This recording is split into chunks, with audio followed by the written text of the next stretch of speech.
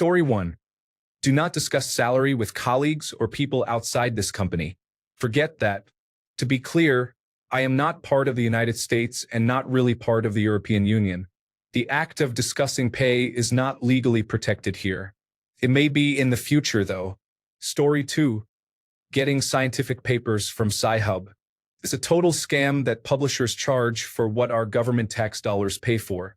The public should have all of those papers for free. We paid for them. On top of that, it is perfectly legal for authors to send you a copy by email or even snail mail if you ask them for it. If publishers really can't make money without charging for reprints, then they need to find a new business model or go out of business, and the papers should all just get put up on a government-run website for free. I don't care if Nature or Science are the premier publications and therefore claim to have to charge for reprints to justify their existence. It's total nonsense, and I get it that tenure relies on having a mechanism for recognizing the most important papers, but that should not come at the expense of the taxpayer. Story 3.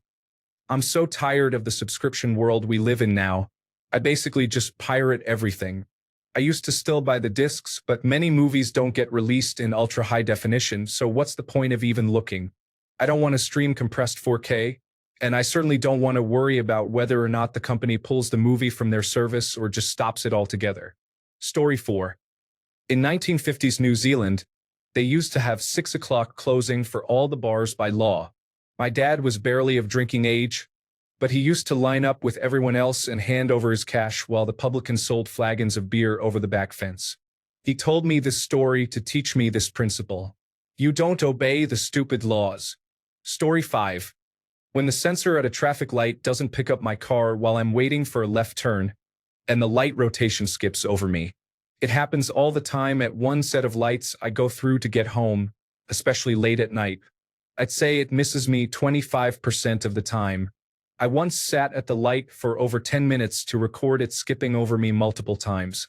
Middle of the night, not a single other car on the road. It happens so often that I usually just run the red arrow if nobody is around. It's a wide open area around the intersection, so I can see a few hundred yards in all directions. I know it's breaking the law, but common sense and personal responsibility should make doing this a lot more acceptable. I shouldn't be held hostage by a malfunctioning traffic light late at night when nobody else is on the road. Story 6. Breakfast foods. I've had coworkers walk in on me eating steak and mashed potatoes with asparagus at 7 a.m. for breakfast. When questioned, I always respond, I don't subscribe to societal norms of proper mealtime foods. Edit.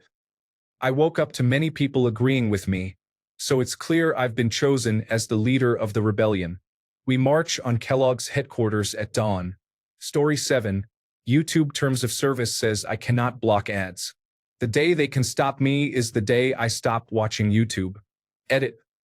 8,000 upvotes, and yet there's a lot of denial in this thread over me still blocking ads. Story 8. My employees don't pay for food on my shifts. We don't pay them a living wage, and I'm not about to make them pay for a meal for themselves after they've given me 8 to 9 hours of their day. Story 9. Jaywalking. Although it is much less common these days. If I'm clear, I'm clear. There are huge sections of road without crosswalks all over this country. Story 10. I am conscious of the speed limit, but I typically follow the speed of traffic first. So if traffic is going faster than the speed limit, I am going to go faster to keep pace with everyone else. Story 11. There's a silly punctuation convention that comes from old-school typesetting and is completely outdated in our modern world. Most authorities on formatting will tell you that if you include a quote in your writing, you should put the punctuation for your sentence inside the quote. For example, when I asked her, she said, "Go for it," but I really don't feel comfortable with it. That comma is part of my sentence, not part of the quote from whoever she is, but the common wisdom is to put my comma inside the quote even though it's part of what I'm saying, not part of what she's saying. The thing is, this rule was made up by typesetters back when the printed page was done using blocks of iron and a press. In those days, they switched the order because the tiny period block was fragile, so something like, when asked, the governor said, "I don't know where those raccoons came from," would tend to damage the block with period out there by itself and ruin the print. And so they changed it to put the period inside the quotation marks, which are more durable and could protect the period block. Now that we just type words on the internet and they remain as data or are printed using lasers, there's no point following this rule, and it makes a lot more sense to keep the punctuation where it belongs, either inside the quote if it's part of the quote or outside if it isn't. So I write sentences like the example above all the time. Story 12. Lying on your resume. I'm not talking about completely lying that you worked at Google for 2 years when you didn't. That's a little much. But in reality, I have gaps between many jobs, due to either unemployment or just needing a break between jobs. But on my resume, I have consecutively been employed with no gaps my entire career. I feel like recruiters see gaps as a red flag, and sometimes your resume doesn't make it far enough to even explain the gaps, even if they're completely harmless gaps. In regard to background checks for new jobs, I've personally still passed all of mine with no issues. To my knowledge, the agency conducting the background checks can only verify information you give them yourself, not the employer. So I simply don't provide exact dates, just the year I worked at whatever place. Of course, this could backfire, but so far so good over here. I fundamentally disagree with it because employers lie about the job description all the time. What you actually end up doing rarely matches what they pitch you. Story 13. I throw away the mail of the people who lived in my apartment before me rather than taking it to the post office every single day. If they wanted their mail, they would have filled out a change of address form. Story 14. My state says I'm not allowed to provide alcohol to my own children until they are 21. I will not let them be carted off to a bar on their 21st birthday unless they are already very familiar with alcohol and how different alcohol by volume percentages affect their bodies. I do not care what the law says. Their first drink will come from me in the safety of their own home. Story 15. Don't date where you work. You spend nearly a third of your waking hours at work. You learn about the people you work with over weeks, months, years, and have a much better idea of compatibility than with a random club or dating app meetup. Story 16. No putting your elbows on the table. It's a silly rule that was based on the idea that if you have room to put your elbows on the table, it implies your host didn't provide enough food. We make bigger tables now, and most of the time I'm the one who is buying the food in question. Story 17. Maybe not totally on point, but if I have a device that breaks just out of warranty, I will often buy a new one and return the old one. I know two wrongs don't make a right, and it's fraud, but as far as I'm concerned, selling me something that breaks within 1 year for the price of something that should last at least 5 years is legalized fraud, so I'm just cheating them like they cheat me. I do try to give the company a chance to honor their device regardless of the stated warranty, but if not, back it goes. Story 18. Tipping everywhere. Not exactly a rule, but I am not going to tip where I have not received an actual service where someone has to go out of their way to do something for me. I do not care if I get mean looks for it. Story 19. Dress codes tend to be more restrictive for females than males. Many of them are also racist. They have absolutely nothing to do with someone's standards or ability to perform duties, whether it be a job, a school, or even a restaurant. Story 20. Using a virtual private network when traveling to China. Technically, it's illegal, though many people, especially visitors from other countries, couldn't care less. And there's no way I'd follow that law and not be able to use Reddit and virtually every major United States site and service when I'm there. Story 21. In Ireland, we have to pay a license for owning a television. It's €160 a year and goes towards funding the state broadcaster, Radio Tylefies Éireann. The United Kingdom has a similar license for the British Broadcasting Corporation. The big difference is we have ads as well, whereas the BBC doesn't. Although the ads are irritating, that doesn't bother me too much because we have a small population and the license fee alone wouldn't sustain RT. What bothers me is that in the last year, it came to light that a number of scandals involved a lot of its stars getting paid extra using various under-the-table means. For example, its number one star, a plank of wood called Ryan Tubridy, was getting paid several €100,000 a year extra through something called a bartering account. Other stars earn huge sums of money for relatively small amounts of work. Also, the quality of RT's output is abysmal. Its job is to champion Irish television and culture, but what it ends up doing mostly is imitating British and American shows. There's also a huge amount of nepotism and an it's not what you know, it's who you know mentality in terms of what production companies get work from the station. The financial scandals and the low-quality content are enough for me to refuse to pay the license fee. Although there's a new managing director who's supposed to start fixing things, I don't think he's doing enough. I know it's risky because non-compliance is something they actively pursue. The fee is administered by the post office, which employs inspectors who go around unlicensed premises, assuming that you own a TV but aren't paying the fee, and they try to catch you. If you're caught, you will be brought to court and will end up having to pay a fine. Story 22. There is no difference between being at work at 8 a.m. and 8:10 a.m., especially when it is not shift work and there is no one waiting for you to arrive so they can leave.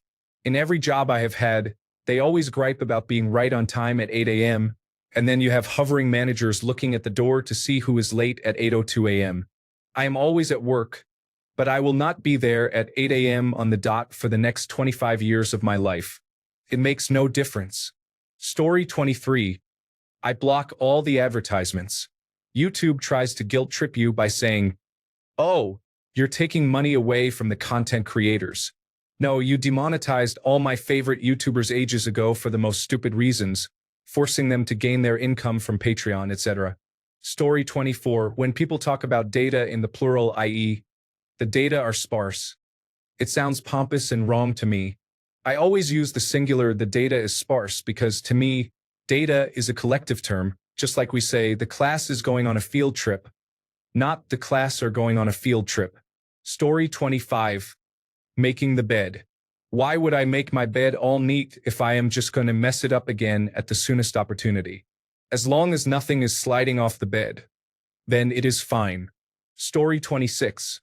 As a woman with attention deficit hyperactivity disorder, I would rather deep clean the baseboards than make the bed. It's just one of those tasks that I could never bring myself to willingly do because it just feels so pointless. I kind of untangle my mess of blankets and pillows and lay them somewhat flat, and that's it. Good enough. Story 27. Automatic respect because someone is elderly.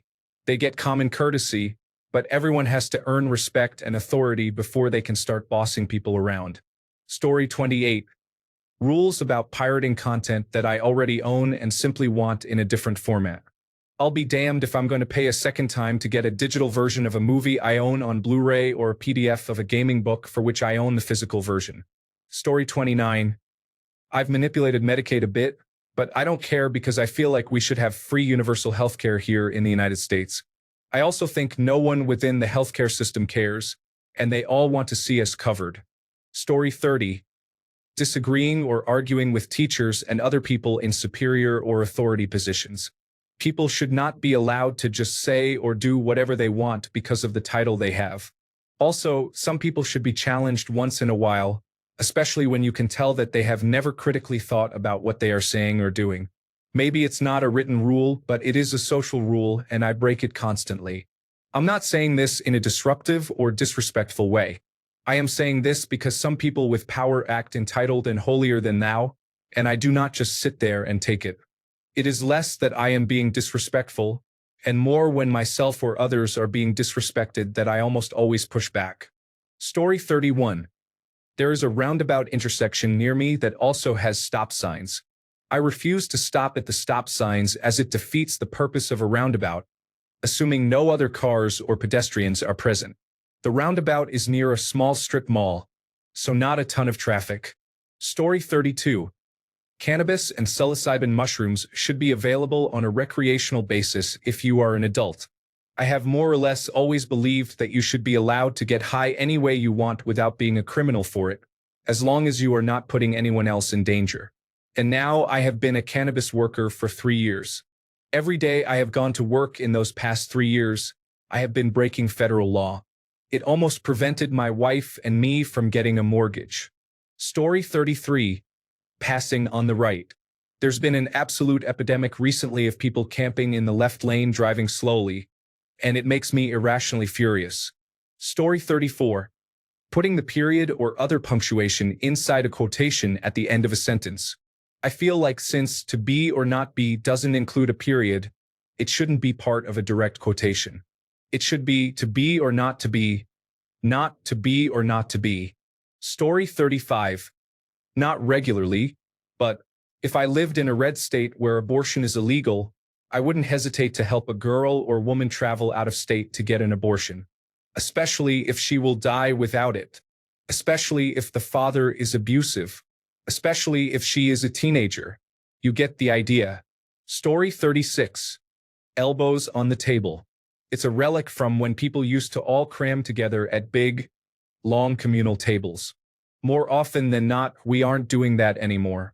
Sure, keep to your own space if you are seated at a cafeteria table or whatever, but it's not really a necessary rule in day-to-day life.